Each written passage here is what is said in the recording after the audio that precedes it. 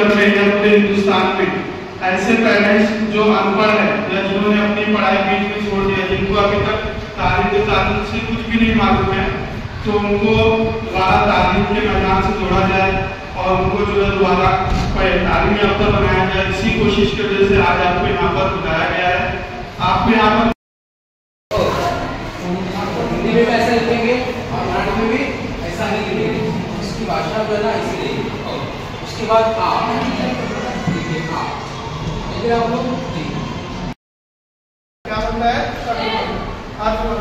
अभी आप लोग इसको जो है आपको जो कागज दिया उसमें आप लोग को और जितना बताया उसको आप भूल जाके इसको पढ़ लेंगे। कितना शुरू कीजिए आप। या भाई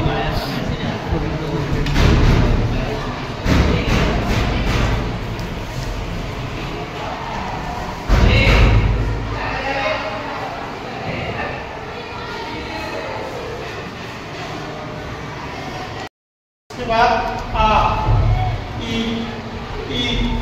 उ, ए, ओ, अम, ये कुल मिलाकर स्वर जो है 14 है। कितने हैं?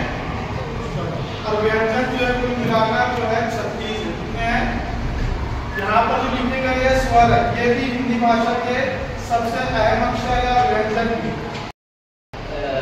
हम उसको कहते हैं हिकारी अल्फाज है, वो इसमें शामिल हो जाते हैं। जो मुरक्कब हुरूफ है, हिकारी हुरूफ है, मुरक्कब हुरूफ है, वो इसमें शामिल हो जाते हैं। मुरक्कब हुरूफ क्या है?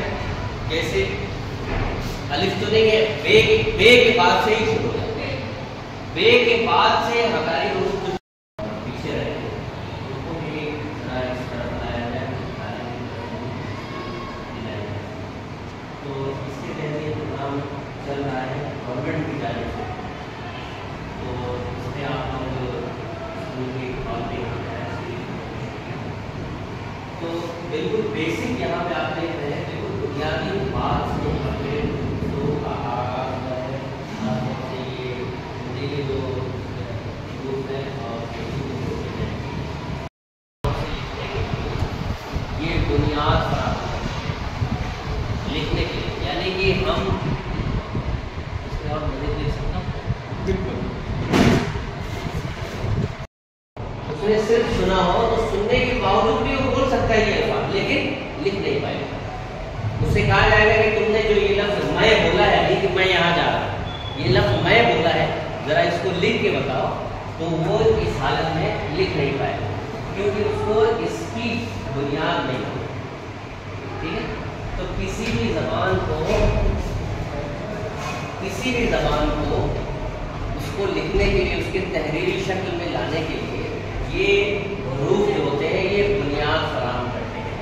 अब हमारी जो मादरी ज़बान है वो उर्दू है, तो उर्दू में तहरीर शामिल है। क्या क्या है?